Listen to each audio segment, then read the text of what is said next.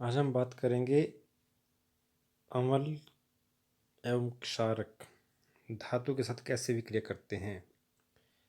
इसके लिए हमें क्या क्या चाहिए? अम्ल और धातु और क्षारक। सबसे पहले हम बात करेंगे कि अम्ल धातु के साथ कैसे विक्रिया करते हैं। इसके लिए हम एक अपरेट सेट करेंगे, जैसे कि चित्र बनाया है। इसमें हम एक टेस्ट ट्यूब लगाएंगे। इस टेस्ट ट्यूब को हमने एक स्टैंड में लगा दिया और इसका एक सिरा कॉर्क से बंद कर दिया और इसमें एक पाइप लगा दी। पाइप का दूसरा सिरा हमने रख दिया एक टब में हमने साबुन के पानी का घोल भरा था। इस टेस्ट ट्यूब में हमने क्या किया, क्योंकि हम एक्सपेरिमेंट कर रहे हैं अम्ल और क्षारक के बारे में, तो इस टेस्ट ट्यूब में हमने अम्ल ले लिया और साथ में ले ली धातु। तो हम क्या करेंगे, तनु सल्फ्यूरिक अम्ल H2SO4 ले लेंगे अम्ल, और धातु का कुछ टुकड़े यानी कि जिंक ले लेंगे। हम दानेदार जिंक ले लिया, इसमें कुछ डाल दिए टुकड़े धातु के।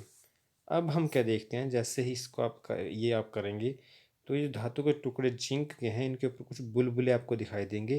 ये जो बुलबुले होंगे, इस जिंक के टुकड़ों की सतह पर आपको दिखेंगे बुलबुले। तो ये बुलबुले आप थोड़ी थोड़ी मात्रा में इसमें इकट्ठे होंगे और कुछ समय के बाद यहाँ से होते हुए ये बुलबुलों से यहाँ से होते हुए आपको इस टब से होते हुए यहाँ दिखाई देंगे।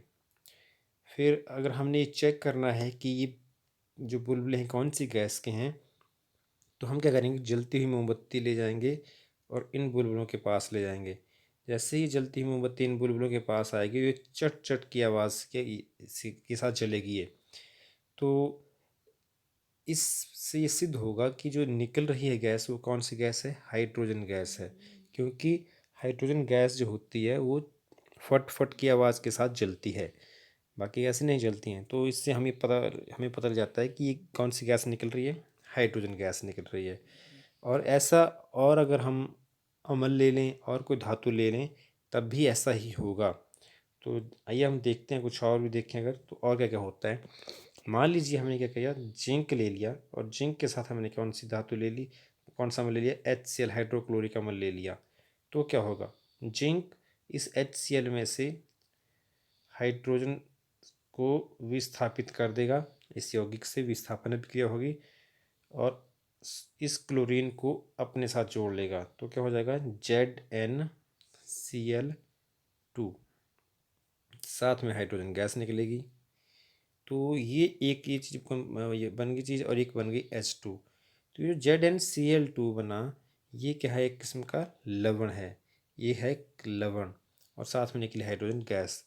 तो एक कंक्लूज़न, जो निष्कर्ष हम निकाल सकते हैं वो ये निकाल सकते हैं कि जब कभी अम्ल धातु से विक्रिया करेगा तो लवण बनेगा और बनेगी हाइड्रोजन गैस।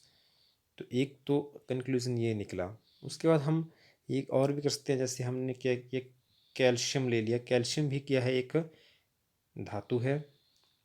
हमने इसको किसी अम्ल HNO3 नाइट्रिक अम्ल में डाल दिया। जब नाइट्रिक अम्ल में इसको हम डालेंगे तो क्या होगा,